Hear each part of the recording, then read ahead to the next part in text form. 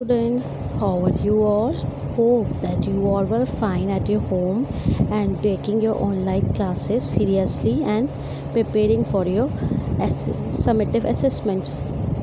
So, today I am going to start the new chapter of your syllabus, that is health, diseases and hygiene. Now, what is the meaning of word disease? The word disease stands for disease, meaning not at ease or uncomfortable. मतलब क्या है इसका कि जब कोई ऐसा word जिसमें हमें ईजी ना हो, अनकम्फर्टेबल हो, तो इस मतलब से बनता है डिसीज़ का। Disease is a condition of the body that does not allow the body to function properly. ये वो कंडीशन है बॉडी की जो बॉडी को अच्छे से फंक्शन करना अलाउ नहीं करती है, प्रॉपर फंक्शन नहीं करने देती। So whenever a disturbance in the normal working of a body occurs we call its disease और इलनेस। और जब भी डिस्टर्बेंस आता है नॉर्मल बॉडी में की फंक्शनिंग में, तो हम क्या कहते हैं, डिसीज़ और इलनेस। तो डिसीज़ क्या होगी, नॉर्मल भाषा में बोले तो हमारी बॉडी में क्या हो जाना, हमारी बॉडी का ढंग से वर्क ना कर पाना, प्रॉपरली वर्क ना कर पाना, इसी को हम डिसीज़ या इलनेस बोलते हैं। A disease can occur due to many reasons. Disease बहुत कारणों के कारण हो सकती है। They can be broadly classified in two categories. दो तरीके से हम डिसीज़ को क्लासिफाइड करते हैं, एक नॉन कम्युनिकेबल डिसीजेस और एक कम्युनिकेबल और infectious diseases. So first of all we are going to study about the non communicable diseases. Non communicable diseases are non contagious. Non contagious का मतलब क्या हुआ, ये एक से दूसरे में नहीं फैलती, मतलब एक इंसान से दूसरे इंसान में नहीं फैलती। It means they can not spread from one person to another. एक पर्सन से दूसरे पर्सन में नहीं फैलती। They are generally cause due to deficiency of some vitamins और न्यूट्रिएंट्स और मैल्फंक्शनिंग ऑफ बॉडी फंक्शंस और ऑर्गन्स। ये होती क्यों है, ये हमारी बॉडी में किसी विटामिन की कमी से या मिनरल की कमी से किसी न्यूट्रिएंट की कमी से हमारी बॉडी के में हो जाती हैं।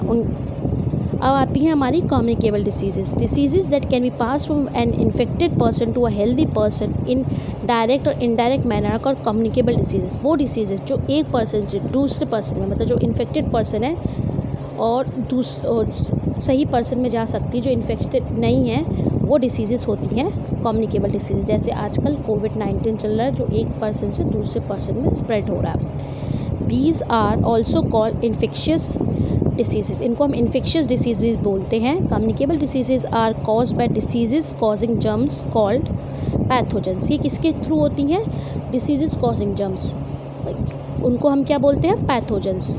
We can also call them infectious agent. इनको हम पैथोजेंस को हम और क्या बोल सकते हैं, infectious agent. These diseases causing germs are viruses, bacteria, fungi, protozoa and worms. ये 4 या 5 तरीके के होते हैं डिसीजेस वाले जर्म्स। कौन कौन से होते हैं, पहले वायरसेस होते हैं, फिर आते हैं बैक्टीरियाज, फिर आते हैं फंगी, प्रोटोजोआ एंड वॉर्म्स।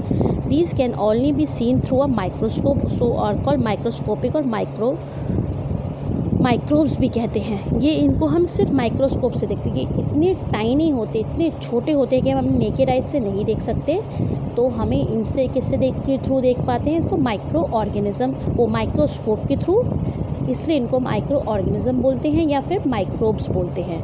तो ये चार्ट दे रखा है, इससे बता रखे कि कौन से जर्म से कौन सी डिसीज़ होती है। तो पहला जर्म है हमारा बैक्टीरिया। बैक्टीरिया से कौन कौन सी डिसीज़ होती है हमें, ट्यूबरक्लोसिस, जिसमें हम नॉर्मल भाषा में इसे कैसे बोलते हैं, टीबी, वूपिंग कफ, टेटनस हो जाता है, टाइफाइड, डिप्थीरिया, निमोनिया और कॉलरा। वायरस आ गया, वायरस कॉमन कोल्ड, जो हमें कॉमन कोल्ड होता है, खांसी जुकाम, ये वायरस के कारण होता है। Influenza, measles, chicken pox, polio, rabies, AIDS और स्वाइन फ्लू, ये सब वायरस है। और ये जो कोरोना वायरस भी फैला हुआ है वो भी एक वायरस ही है। Protozoa, malaria, sleeping sickness, dysentery. ये मलेरिया होता है प्रोटोजोआ के कारण, स्लीपिंग सिकनेस होती है और डिसेंट्री होती है। फंगी से कौन सा होता है, रिंगवॉर्म, एथलीट फूड पॉइजनिंग हो जाती है, या फिर हमारे बॉडी में दांत तरीके से हो जाता है, रिंगवॉर्म जिसे कहते हैं, वो फंगी के कारण होता है। Spread of communicable diseases. Communicable diseases can spread through an infected person और through a various modes. Communicable diseases के फैलने के बहुत तरीके, या तो इन्फेक्टेड पर्सन के थ्रू फैलती है या फिर और भी तरीके हैं जिनके बारे में हम पढ़ेंगे। इसको दो पार्ट में डिवाइड किया गया। पहला आता है direct mode. Diseases through direct mode can happen in 2 ways. ये 2 तरीके से होती है डायरेक्ट मोड से। थ्रू डायरेक्ट कॉन्टैक्ट, मतलब एक पर्सन के दूसरे पर्सन के कॉन्टैक्ट में आने से। Healthy person directly comes in contact with the person suffering from a disease.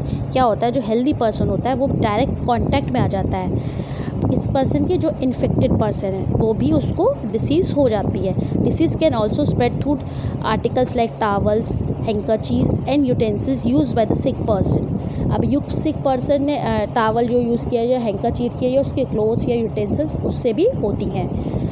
Disease like chicken pox, measles and ringworm spread through direct contact. ये जो डिसीज़ हैं जिनका नाम मैंने अभी लिया, ये किसके थ्रू होती है, डायरेक्ट कॉन्टैक्ट से होती है। मतलब एक पर्सन दूसरे पर्सन के कॉन्टैक्ट में आया, इन्फेक्टेड पर्सन के हेल्दी पर्सन कॉन्टैक्ट में आता है तो उसको भी वो डिसीज़ हो जाती है। तो through cuts and wounds in the skin. अब दूसरा मेथड क्या है इसका, एक तो डायरेक्ट कॉन्टैक्ट हो गया डायरेक्ट मोड का, एक फिर आता है दूसरा मेथड कट्स और वुंड्स। कट्स क्या, वुंड्स मतलब हमारी बॉडी में कोई कट हो या कोई चोट लगी हो, उसमें से भी स्किन के अंदर ये जाती हैं diseases.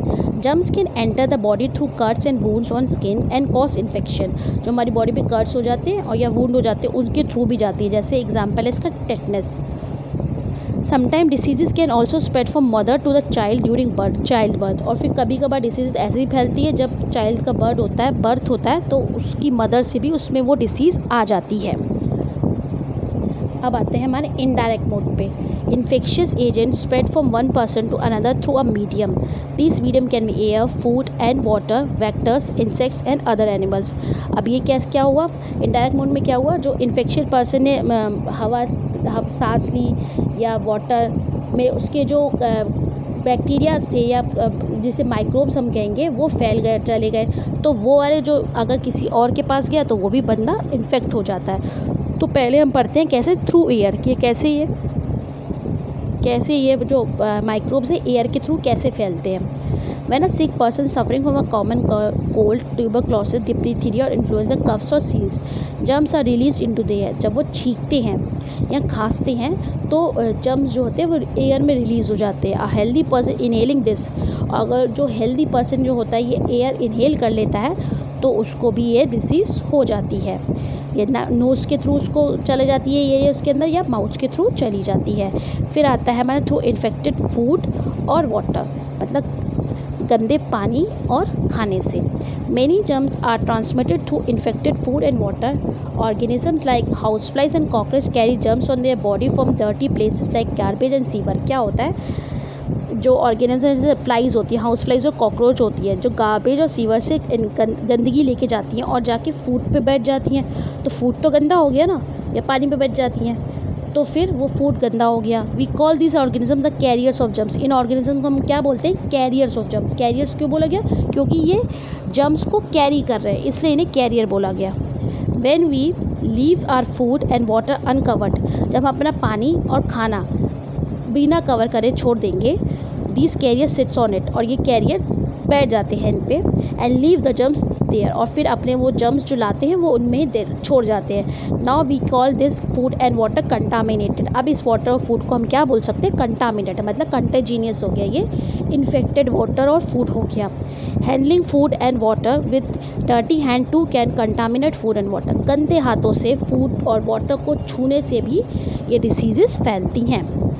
When we consume this contaminated food or water, the germs enter our body and make us ill। अभी गंदा खाना, जो कंटामिनेटेड खाना है या पानी है, अगर हम कंज्यूम करेंगे तो ये वो जर्म्स ऑटोमेटिकली बात है कि हमारे बॉडी में चले जाएंगे। Diseases like typhoid, jaundice and food poisoning are caused by eating contaminated food और ड्रिंकिंग पॉल्यूटेड वाटर। ये डिसीज़ जो जॉन्डिस है, टाइफाइड है, ये किसके थ्रू होती हैं, गंदा खाना खाने से या कंटामिनेटेड वाटर पीने से। थ्रू वैक्टर्स, वैक्टर्स क्या होते हैं, इंसेक्ट्स, हाउस फ्लाइज, ये सब जो है वैक्टर्स हैं। Some of the micro organisms are carried by some insects and animals known as vectors. कुछ माइक्रो ऑर्गेनिजम्स होते हैं इंसेक्ट्स और एनिमल्स के थ्रू कैरी होते हैं, इनको हम बोलते हैं vectors. Mosquito and house fly are most commonly vectors. Mosquito और हाउस फ्लाइज मतलब मच्छर और जो घर में मक्खियाँ घूमती हैं वो मोस्ट कॉमनली वैक्टर्स हैं। When an insect like mosquito bite an infected person, जो बीमार इंसान है उसको मॉस्किटो ने बाइट किया, the germs reaches the body of the mosquito. अब वो जम क्या हो गया, किस में पहुंच गया, मॉस्किटो की बॉडी में। अब ये मॉस्किटो जाके दूसरे सही इंसान को काटेगा तो भी फिर ये वाला वो जम सही इंसान के बिना इन्फेक्टेड पर्सन की बॉडी में पहुंच जाएगा। इसी तरीके से मलेरिया फैलता है। Malaria is caused by protozoan which is carried by female anopheles mosquito. Malaria किससे होता है, एक प्रोटोजोआ होता है जो क्या कहते हैं, जिसे कौन कैरी करता है, फीमेल एनोफिलीज मॉस्किटो कैरी करती है। और डेंगू किससे होता है, एडीज मॉस्किटो से होता है। So in this case Anopheles and Aedes are vectors. इन केसेस में मलेरिया के केस में वेक्टर्स कौन हो गया, एनोफिलीज, और डेंगू के केस में एडीज मॉस्किटो वेक्टर हो गया। थ्रू एनिमल बाइट्स, और एनिमल्स के काटने से भी कभी कभार ये इन्फेक्शियस डिसीजेस हो जाती है। Some animals carry germs of certain diseases in them. अब उनकी बॉडी में कुछ जर्म्स होते हैं कुछ एनिमल्स के, तो वो उनकी बॉडी में है, तो अब अगर वो काट लेंगे किसी हेल्दी पर्सन को तो उनको भी वो डिसीज़ हो जाती है। दे बाइट में transfer the germs to the victim and hence causes the disease. अगर वो काटते हैं तो उनको भी नॉन इन्फेक्टेड पर्सन को भी डिसीज़ हो जाती है। Dogs carry virus of the disease rabies.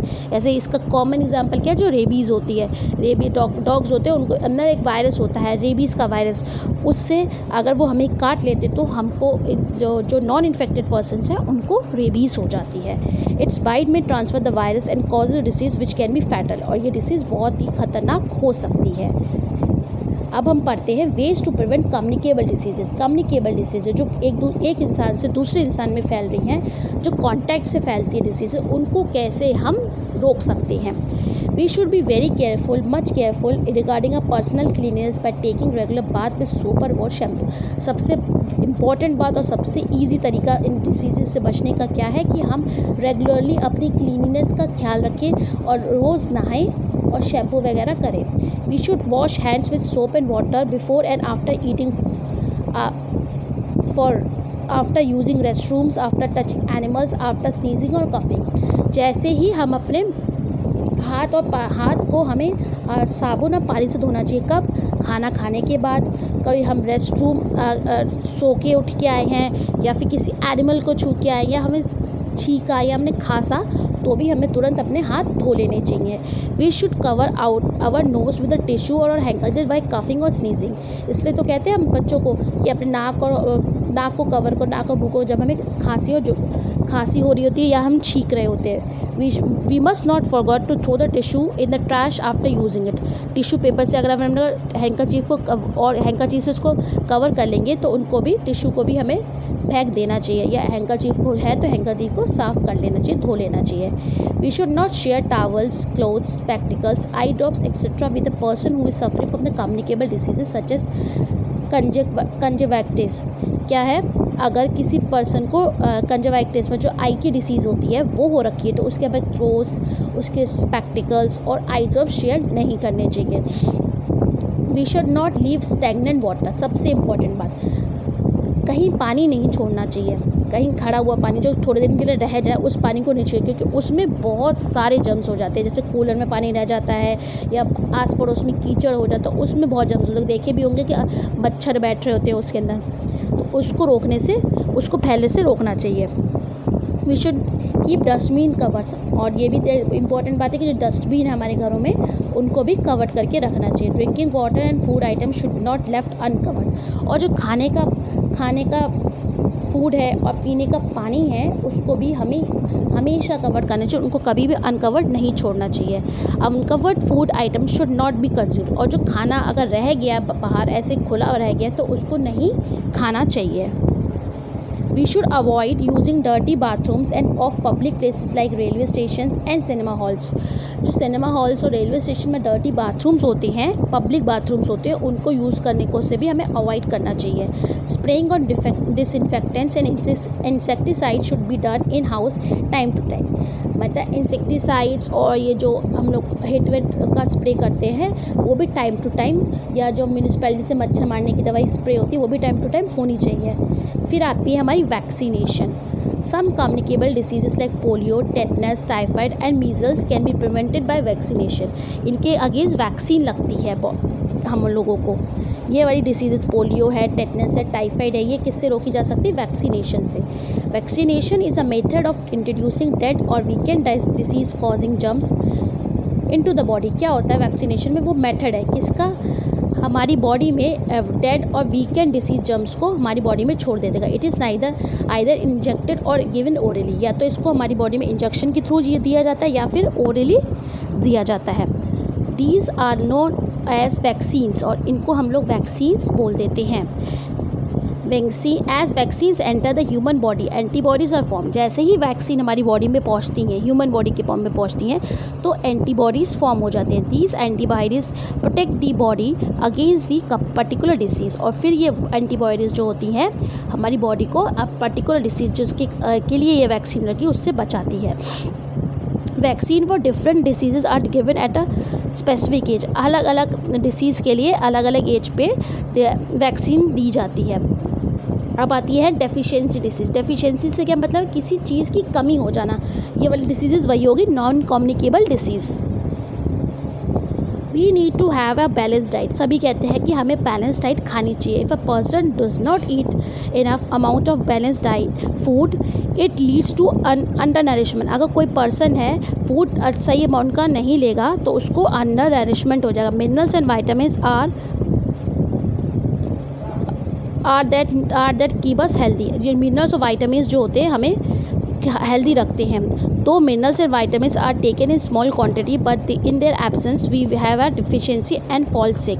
ये बहुत छोटी क्वांटिटी में लिए जाते हैं पर फिर भी हम इनकी एब्सेंस में सिक हो सकते हैं।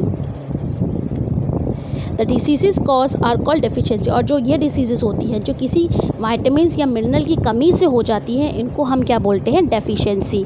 डेफिशिएंसी नाम ही समझ में आता है कि किसी चीज़ की कमी हो जाना। डेफिशिएंसी डिसीज़ इन्हें हम कहते हैं। Some examples of deficiency disease of night blindness, beriberi, scurvy, rickets and anaemia. ये एग्जांपल्स दे रखे हैं डेफिशिएंसी डिसीज़ के। अब ये चार्ट देखते हैं, इसमें हमें क्या दे रखे हैं? विटामिन्स और मिनरल की कमी से हो जाने वाली डिसीजेस। प्रोटीन की कमी से हमारी बॉडी में क्या हो जाती है? क्वाशियोर्कर हो जाती है। थिन बॉडी एक्सेप्ट स्टमक, पूरी बॉडी सुकर जाती है, बस स्टमक जो होता है हमारा वो मोटा हो जाता है। ये छोटे बच्चों में होती हैं डिसीज़। ये कैसे हम रोक सकते हैं डिसीज़ को? अच्छा फ्रूट लेने के, कौन सा? बीन्स खाने से, फ़िश खाने से, जो प्रोटीन रिच फ्रूट्स हो वो खाने से हमें ये डिसीज़ नहीं होती। फिर प्रोटीन और कार्बोहाइड्रेट्स की कमी से हो जाती है डिसीज़ मेरिस्मस। इसमें क्या होता है? थिन बॉडी, इसमें बॉडी पतली हो जाती है। विजिबल बोन्स दिखने लगती हैं। ड्राई लूज स्किन, और स्किन जो होती है बहुत लूज़ हो जाती है। ये किससे हम रोक सकते हैं? क्या खाने से? बीन्स खाने से, फ़िश खाने से, चिकन से, एग से, मिल्क से, और सीरियल्स या बटर या ऑयल से। फिर आता है आयरन। आयरन की कमी से क्या हो जाता है? हमें अनीमिया, जिसे हम बोलते हैं खून की कमी। इससे इंसान को बहुत जल्दी थकावट होने लगती है। ये हमें क्या से बच सकते हैं डिसीज़ से? इस डिसीज़ से हम कैसे बच सकते हैं? आयरन रिच फ्रूट खाने से। कौन कौन सा आयरन रिच फूड होता है? एप्पल है, बनाना है, गुआवा है, डेट्स है। डेट्स क्या होती है? खजूर। फिर आयोडीन की कमी से क्या हो जाता है? ग्वाइटर क्या होती है? हमारी नेक जो होती है स्वेल हो जाती है। तो इससे हम कैसे बच सकते हैं? आयोडाइज सॉल्ट जो हम लोग घर में यूज़ करते हैं, या फिर सी फूड से। फिर होती है कैल्शियम की कमी से क्या हो जाती है? बोन्स जो होती है वीक हो जाती हैं, और जो हमारे दांत हैं वो सड़ने लगते हैं। तो कैल्शियम की कमी किससे दूर किया जा सकती है? एग से, मिल्क से, और डेयरी प्रोडक्ट से। फिर है फॉस्फोरस से क्या होती है? बोन्स वीक हो जाती हैं और ब्रिटल, मतलब बहुत आसानी से टूटने लगती हैं बोन्स। मतलब अगर ज़रा से भी चोट लगी तो बोन टूट जाती है। तो इसको हम कैसे दूर कर सकते हैं? मिल्क से, ग्रीन वेजिटेबल से, और सीरियल से। फिर आई वाइटामिन्स की कमी। अब वाइटामिन्स में कौन कौन से वाइटामिन्स होते हैं? A, B, C, D, E, K। तो पहले हम बढ़ेंगे विटामिन A की कमी से क्या होता है? विटामिन A की कमी से हमें हो जाती है नाइट ब्लाइंडनेस, मतलब रात को नहीं दिखता। ये किससे दूर की जा सकती है? हरी सब्जियां खाने से, कैरेट खाने से, मैंगो खाने से, बटर से, या फिर एग योक खाने से। विटामिन बी की कमी से क्या होती है? हमें बेरी किससे दूर की जा सकती है? बीन्स से, मीट से, या एग से। विटामिन सी की कमी से क्या होता है? स्कर्वी को हम जो विटामिन सी से रिच फ्रूट्स होते हैं वो खाने से, जैसे ऑरेंज है, टोमेटो से, लेमन, मतलब खट्टे फल खाने से स्कर्वी दूर की जा सकती है। फिर आती है हमारे विटामिन डी। विटामिन डी की कमी से क्या हो जाता है, रिकेट्स। रिकेट्स किस क्या होता है, बोन्स में होता है, ये भी इससे भी बोन्स ख़राब होती हैं। ये किसे दूर किया जा सकता है, फ़िश से, एग से, मिल्क से या बटर से या फिर धूप से। छोटे बच्चों को इसलिए जब बच्चे होते हैं तो उनको धूप दिखाने के लिए डॉक्टर्स कहते हैं, जिससे उनको विटामिन डी आराम से मिलता रहे। फिर आता है हमारा विटामिन ई। इससे क्या कमी होती है, अर्ली एजिंग, मतलब बुढ़ापा जल्दी आने लगता है। विटामिन ई के से ये कहाँ से मिल सकता है हमें, मिल्क से, एग से या फिर विटामिन ई के कैप्सूल्स आते हैं, उनसे भी हम लेके अब ये डिसीज़ से बच सकते हैं। फिर आता है हमारा विटामिन के, delayed clotting of blood. Delayed clotting का क्या मतलब, खून का थक्का देर से जमना। इससे क्या होता है, जो हमारे वूंड्स होते हैं, अगर कहीं चोट लग जाती है अपने आप ही हमारी बॉडी उसको रिकवर करने लगती है ना, तो वो नहीं हो पाता, वो बहुत टाइम लेता है अगर विटामिन के की कमी हो जाती है। तो ये किससे मिलता है विटामिन के, फ़िश लिवर ऑयल से या मिल्क से या एग से।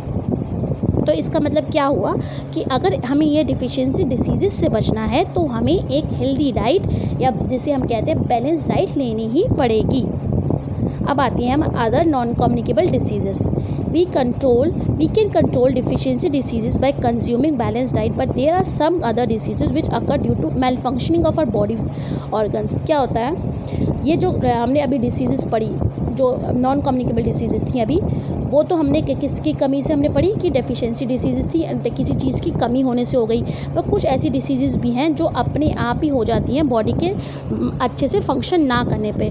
इनके एग्जांपल्स क्या है, जैसे डायबिटीज़, हार्ट डिसीजेस, किडनी का मल फंक्शन या अर्थराइटिस या फिर कैंसर। तो ये बहुत ही ख़तरनाक बीमारियां हैं जो हमारे बॉडी के ऑर्गन्स हैं सही से वर्क नहीं करते, तब ये बीमारियां हो जाती हैं। और इनको अभी हम नॉन कम्युनिकेबल बोलते हैं क्योंकि एक पर्सन से दूसरे पर्सन में नहीं फैलती।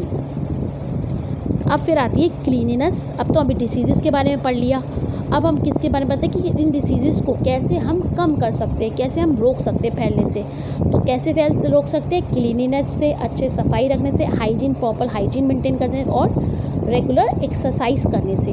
It is always said the prevention is better than cure. हमेशा कहा जाता है प्रिवेंशन, किसी चीज़ को रोकना हमेशा इलाज से ज़्यादा ज़रूरी है। We can prevent many diseases by maintaining cleanliness, personal and surrounding hygiene. Cleanliness maintain करके, फिर या आसपास में हाइजीन मेंटेन करके, या फिर रेगुलर एक्सरसाइज करके। Following some simple activities to live a healthy life. कुछ नीचे एक्टिविटीज़ दे रखी है जिससे हम हेल्दी लाइफ जी सकते, रह सकते हैं। Always eat clean and healthy food. हमेशा साफ़ और हेल्दी फूड खाएं। इसे तभी तो कहते हैं जंक फूड नहीं खाना चाहिए, ऐसे स्ट्रीट फूड नहीं खाने चाहिए। Boil water after before consuming it. Boiling is one of the methods of disinfecting water. Boil पानी करके पी लें तो इससे पानी साफ़ हो जाता है और ये हम पानी आराम से कंज्यूम कर सकते हैं, इससे हमें कोई भी इन्फेक्शियस डिसीज़ नहीं होगी। Take bath regularly. रोज़ नहाना चाहिए। It help us in removing dust, sweat and germs. इससे क्या होता है, हमारी बॉडी पे जो डस्ट आ जाती है, जो जर्म्स आ जाते हैं, उससे हमें ये हमारी बॉडी से हट जाते हैं। It prevents many disease like skin infection and allergies. इससे स्किन के इन्फेक्शन जो होते हैं और एलर्जीज नहीं होती हैं। Brush your teeth twice a day.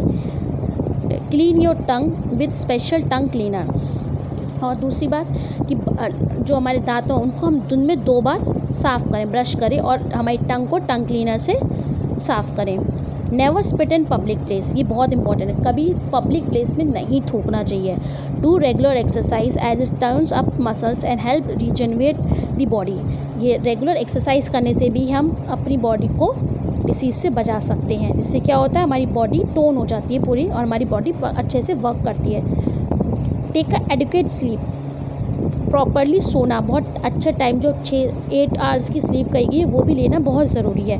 It relaxes our muscles and repairs body cells. इससे क्या होता है, हमारी बॉडी रिलैक्स करती है, हमारे मसल्स रिलैक्स करते हैं और हमारी बॉडी सेल्स हैं वो रिपेयर हो पाते हैं। Always take a healthy and balance diet. और ये मोस्ट इम्पॉर्टेंट है कि हमेशा हेल्दी और बैलेंस डाइट लो। तो with this your chapter is complete. Thank you.